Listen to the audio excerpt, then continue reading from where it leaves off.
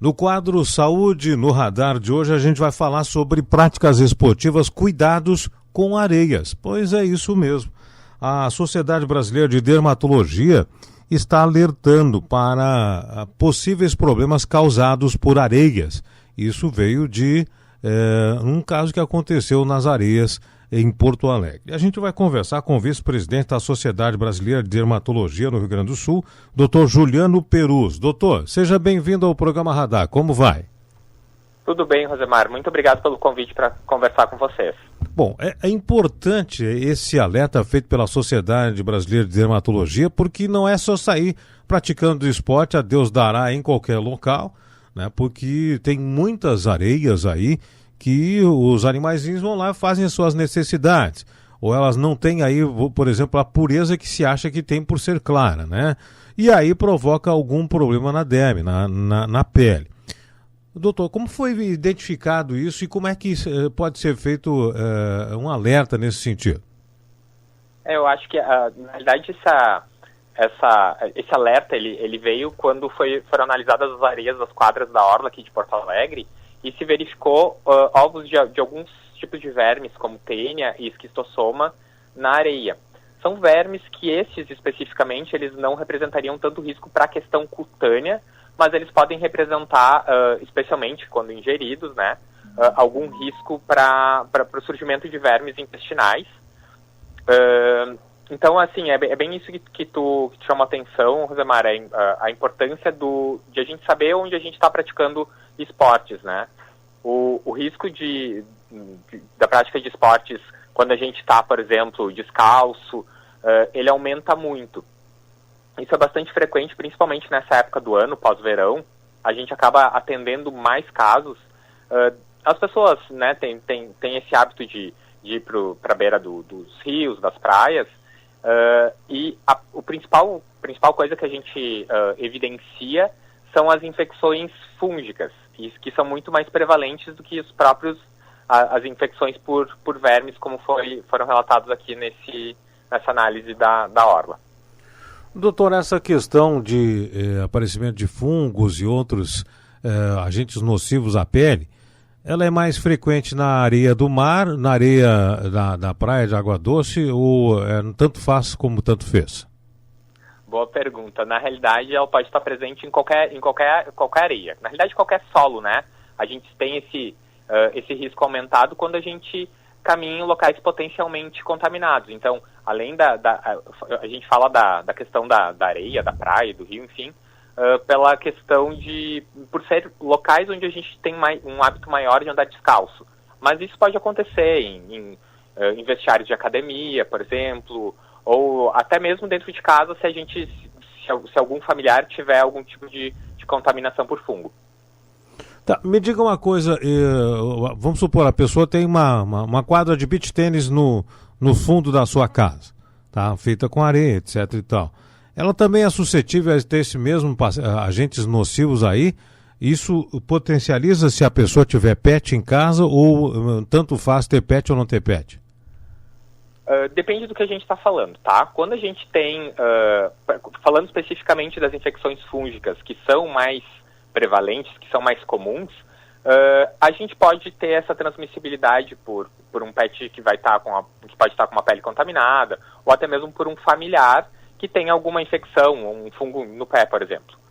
Quando a gente fala dessas outras infecções, falando mais de verme, é mais difícil, porque em geral é quando a transmissão ela se dá em geral, quando tem algum tipo de contaminação por fezes.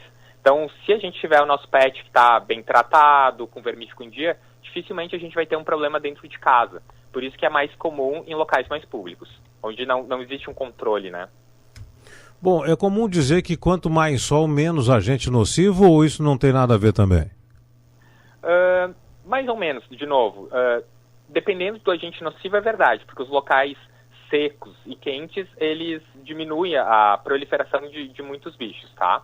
Mas tem alguns bichos especificamente que eles acabam proliferando mais em ambientes úmidos e quentes. Então, não obrigatoriamente o calor vai ser um fator de proteção. Vai depender muito do que a gente está, do tipo de agente que a gente está falando. Bom, doutor, até agora a gente está falando dos locais que causam os problemas. E quais os problemas causados por esses locais aí? O que o senhor pode listar para a gente? Bom, irritações na pele é o mais frequente deles. Então, quando a gente pode ter alguma... normalmente no local onde o bichinho ele se inocula na nossa pele, pode ter um vermelhidão, coceira. Existe os agentes que mais causam alterações na pele. Eles, que a gente vai pensar, é a larva migrans, que ela pode ter como se fosse um caminhozinho na pele, onde a larvinha vai percorrendo, subcutâneo, onde fica vermelho e dá coceira. Existe a tunga também, que é um outro tipo de verme que também é transmitido pelas fezes de animais contaminados, que daria tipo um pontinho preto e também dá muita coceira, normalmente nos pés. E quando a gente fala de fungo, de uma forma geral, em geral ele é uma descamação, um vermelhidão, pequenas bolhas que dão nos pés, dão no meio dos dedos dos pés, que é o famoso pé de atleta. Pode dar em outras áreas da pele também, na região da virilha, nas axilas. E normalmente são lesões que coçam bastante. Bem, doutor, jogou, vamos dizer assim, um vôlei de areia, etc e tal, chegou, lavou os pés, coisa e tal. Essa higienização pós-jogo também, ela favorece a evitar problemas maiores. Importantíssimo, tá? Lavar bem depois da atividade e principalmente manter bem seco é fundamental para reduzir o risco de infecção. Bom, doutor, deixa eu fazer uma pergunta relativa, diferente, mas relativa.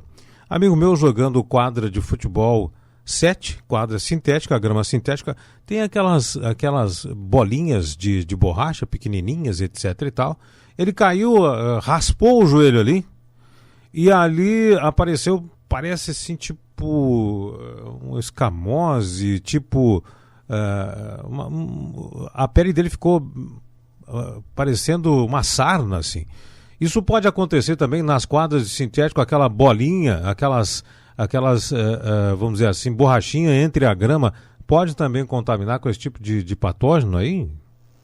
Pois é, bastante amplo esse teu exemplo, né? Não sei exatamente o que aconteceu, mas pode ter algum tipo de contaminação maior quando a gente tem, claro, algum machucado, mas aí a gente não está falando desse quadro do foco da questão da areia contaminada. Mas sim, pode ter a transmissão de algumas doenças, o surgimento de algumas doenças não infecciosas obrigatoriamente, às vezes até algumas doenças inflamatórias de pele causadas por esse tipo de machucado. Ele machucou ali, os granulados ali acabaram furando a pele dele, raspando ali, e onde raspou apareceu tipo uma sarna, assim, ficou embolotado, saliente, etc. Tal. Ele teve que ir no dermatologista para fazer um tratamentinho ali. Mas provavelmente não se refere a alguma infecção que ele tenha pego ali, mas enfim, não temos como dizer. Sem examinar, eu só peguei o exemplo que a gente está falando de quadra esportiva com areia contaminada, né?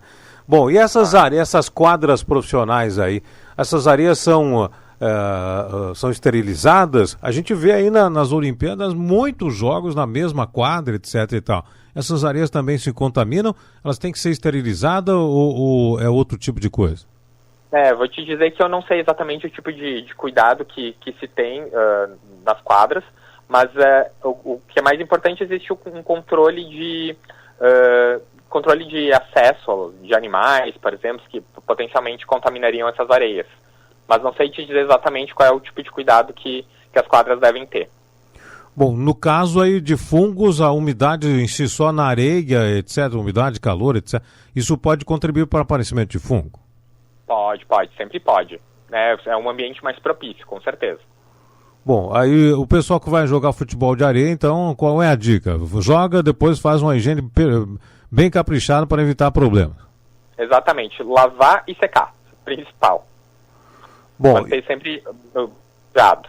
Bom, no caso do vôlei, muitas vezes o cara vai levantar a bola e engole um pouquinho de areia, ou a areia vai para a boca. Isso potencialmente é mais perigoso, né? De novo, é perigoso, claro, mas isso acaba, o risco também é se fizer uma ingestão de uma quantidade X, enfim, de areia contaminada, por exemplo. Por isso que normalmente, só pelo simples fato de, né, da areia voar no rosto, isso não caracteriza um risco direto para infecção. Mas aí a gente vai estar falando principalmente das infecções mais intestinais e não cutâneas, né? Ok. E nesse exemplo que eu dei na quadra de futebol 7, que o cara caiu com o joelho aí, pegou uns granuladinhos ali e furou o joelho. Se ele ajoelhar na grama, pegar furar também o joelho com alguns granulados de areia, aí sim a potencialização da dermatite é mais grave. Isso normalmente representa mais risco para um quadro mais inflamatório, uma inflamação da pele, do que uma infecção. Mas sim, aumenta o risco de infecção também. Bom, doutor, para concluir a nossa conversa, então, vai jogar futebol de areia, vôlei de areia, terminou, faz uma higiene caprichada e seca bem. Exatamente. Isso é o mais importante. Lavar, secar e manter arejado o máximo que puder. E importante também, se aparecer algum problema na pele, procure um especialista, um dermatologista, né? Exatamente. Se tiver dúvidas do que sempre procurar um atendimento de profissional especializado. Bom, doutor, só para a gente terminar, eu estava falando aqui em futebol de areia, coisa e tal, não raras vezes o pessoal vai jogar futebol de areia, claro, coloca bastante protetor solar. E aí, joga para lá, joga para cá, a areia gruda no protetor solar, etc. Potencializa um risco de problema na pele por causa desse grude da areia no protetor solar? Não, pelo grude da areia não, acho que o risco é maior de não usar o protetor solar e se queimar. Mas, claro, pessoas que são mais alérgicas, mais suscetíveis, têm um risco maior de desenvolver algum tipo de inflamação na pele relacionado ao contato com areia. Isso é verdade. Mas não tenho dúvidas que o risco de não usar o protetor solar ele vai ser maior. Bom, nesse caso também é aquilo que a gente falava antes. Terminou, lava bem, né, e seca bem o local aí, que já é meio caminho andado. Exatamente, não tem solução melhor. Tá certo. Doutor Juliano Peruso, vice-presidente da Sociedade Brasileira de Dermatologia da seção do Rio Grande do Sul, conversou conosco nesse quadro aí, Saúde no Radar. Doutor, muito obrigado pela gentileza desse bate-papo. Tenho certeza que a gente deve ter esclarecido muitas pessoas com a nossa conversa. Obrigado mais uma vez, grande abraço. Obrigado pelo convite, Josemar.